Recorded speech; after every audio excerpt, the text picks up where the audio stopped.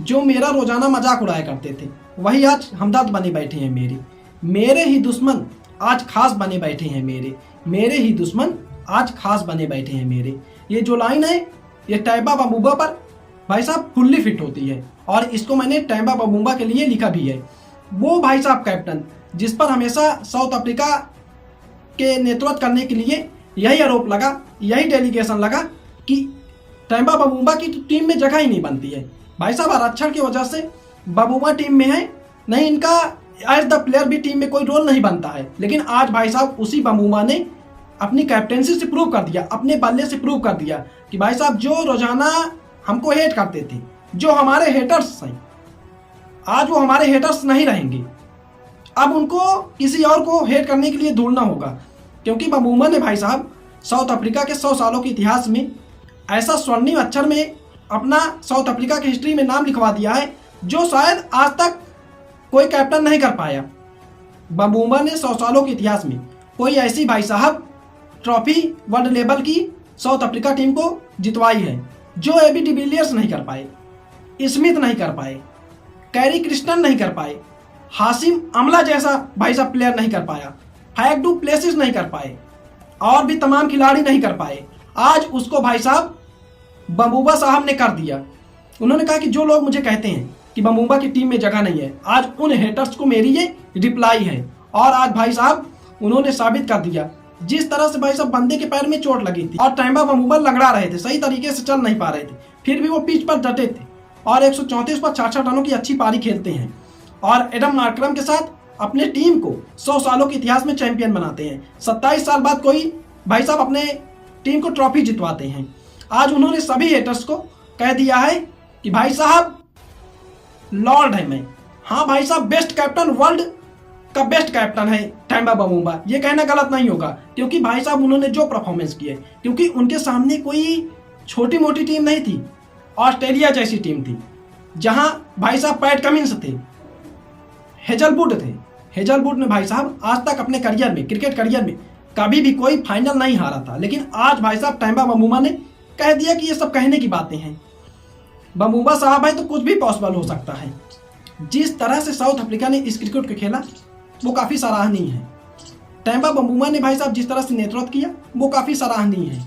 जितने भी लोग थे वो ऑस्ट्रेलिया के ही सपोर्ट में थे।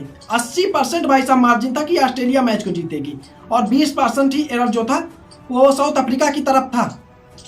एबी डिविलियर्स भाई साहब का भी क्या भाई साहब जलवा है। आरसीबी का मैच देखने गए, वहाँ आरसीबी जीतती है और साउथ अफ्रीका अपने टीम को सपोर्ट करने गए और साउथ अफ्रीका भी फाइनल इस बार भाई साहब जीत ही जाती है और तैयबा बमूबा ने 27 सालों के सूखा को खत्म कर दिया। ऑस्ट्रेलिया भाई साहब इतने अच्छे ऑस्ट्रेलिया में प्लेयर थे, फिर भी ऑस्ट्रेलिया बमूबा साहब के सामने कुछ नहीं कर पाई।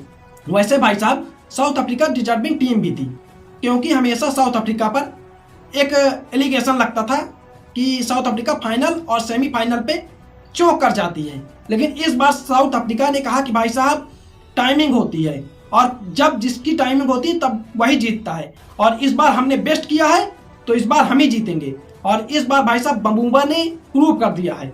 जिस तरह से उनका मजाक उड़ाया गया, जिस तरह से उनको सोशल मीडिया में काफ़ी मीम्स के थ्रू, छोटा दान आरक्षण के थ्रू टीम में नहीं तो एज द प्लेयर टीम में जगह नहीं बन रही है, आज बमूबा ने कहा कि भाई साहब 100 सालों के इतिहास में मैंने वो कर दिया जो हमारे यहाँ अच्छे कैप्टन नहीं कर पाए। और आज स्वर्णिम अक्षरों में साउथ अफ्रीका के क्रिकेट हिस्ट्री में, साउथ अफ्रीका के हिस्ट्री में तैयबा बमूबा का भाई साहब नाम लिखा जाएगा, जो सदियों तक याद किया जाएगा। और जिस तरह से बमूबा का एडन मार्करम ने साथ दिया है वो काफ़ी सराहनीय है। सेकेंड पारी में जिस तरह से मार्करम ने ताबड़तोड़ बल्लेबाजी की है, उसने मैच को कहीं ना कहीं एक तरफा बना दिया था और कहीं भी ऐसा नहीं लगा कि साउथ अफ्रीका फीकी पड़ी हो ऑस्ट्रेलिया के सामने। और बड़े ही आसानी से इस मैच को, इस फाइनल को साउथ अफ्रीका ने अपने नाम कर लिया। तैयबा बमूबा का जो सेलिब्रेशन था वो भी काफ़ी अच्छा था। वो अपने बच्चे को लेकर के आते हैं और भाई साहब उसको ट्रॉफी देते हैं और उसके साथ सेलिब्रेशन करते हैं। उनकी जो भावनाएं थी वो बाहर आ रही थी, जो इमोशन था वो बाहर आ रहे थे, क्योंकि इतने अरसों बाद भाई साहब आप कोई वर्ल्ड लेवल की ट्रॉफी जीत रहे हैं जो आपके बड़े बड़े कैप्टन नहीं कर पाए, वो आप कर रहे हैं। आपको सदियों तक ट्रोल किया गया हो और फिर आप प्रूव कर रहे हो कि आप भाई साहब परफेक्ट कैप्टन हैं, आप परफेक्ट खिलाड़ी हैं, ना कि आपको आरक्षण के थ्रू टीम में जगह मिली है, आपकी जगह है, आप डिजर्व करते हैं। अंत में मैं वही कहना चाहूँगा बबूमा के लिए, जो रोजाना मेरा मजाक उड़ाया करते थे, वो आज हमदर्द बने बैठे हैं मेरे दुश्मन भी आज खास बने बैठे हैं मेरे दुश्मन भी आज खास बने बैठे हैं मेरे। वैसे बबूमा को लेकर के, साउथ अफ्रीका को लेकर के आप क्या सोचते हैं, कमेंट सेक्शन में ज़रूर बताएं। और हाँ भाई साहब, सपोर्ट जरूर करते जाइए, चैनल को सब्सक्राइब करते जाइए, जिससे मुझे भी मोटिवेशन मिले और मैं आप लोगों के लिए वीडियो लाता रहूँ।